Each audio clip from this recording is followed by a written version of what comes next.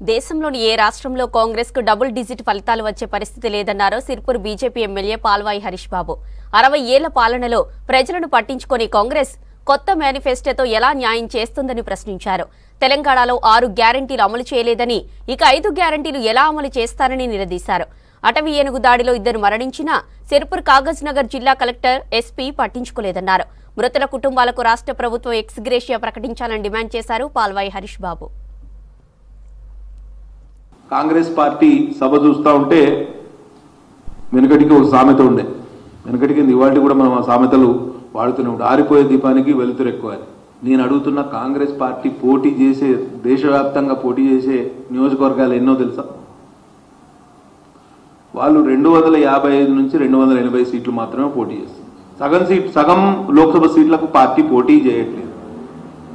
ఇటువంటి పరిస్థితుల్లో వారి అధికారంలోకి రావడం సాధ్యమవుతుందా? ఒకసారి ఆలోచన చేయండి. మిగతా సగానికి ఎక్కువ సీట్లు వాళ్ళ అలయన్స్ పార్ట్నర్స్కి ఇవ్వడం జరిగింది. కాంగ్రెస్ పార్టీ ఏ రాష్ట్రంలోనైనా, ఉన్న 28 రాష్ట్రాల్లో ఒక్క రాష్ట్రంలోనైనా డబుల్ డిజిట్ సంఖ్యను అధిగమించే పరిస్థితి ఉన్నదా? ఒక్క రాష్ట్రంలో డబుల్ డిజిట్ సంఖ్యలో వాళ్ళకు సీట్లు వచ్చే అవకాశమే లేనప్పుడు వాళ్ళ అధికారానికి ఎట్లా వస్తారనుకుంటారు? ఒకసారి ఆలోచన చేయండి. కేవలం కల్లబొల్లి మాటలు చెప్పి జనాలను గుమ్రా చేయాలనే ప్రయత్నం తప్పించి ఇంకో ఆలోచన లేనే లేదు. 75 సంవత్సరాల స్వతంత్ర భారతదేశంలో 60 సంవత్సరాల పాటు మీరే అధికారం చెలాయించారు కదా, మరి అది 60 సంవత్సరాల్లో మీరు న్యాయం చేయలేకపోయినామని మీరు ఒప్పుకున్నట్టే కదా. కాబట్టి కొత్తగా న్యాయం చేద్దామని న్యాయపత్రం రిలీజ్ చేయడానికి మీరు ఇక్కడికి వచ్చింది. దారుణమైన విషయం ఏంటంటే 6 గ్యారంటీలు అమలు చేస్తామని చెప్పింది గతంలో ఇదే తుక్కుగూడ వేదిక మీద. ఇప్పుడు 5 గ్యారంటీలు అయినాయి.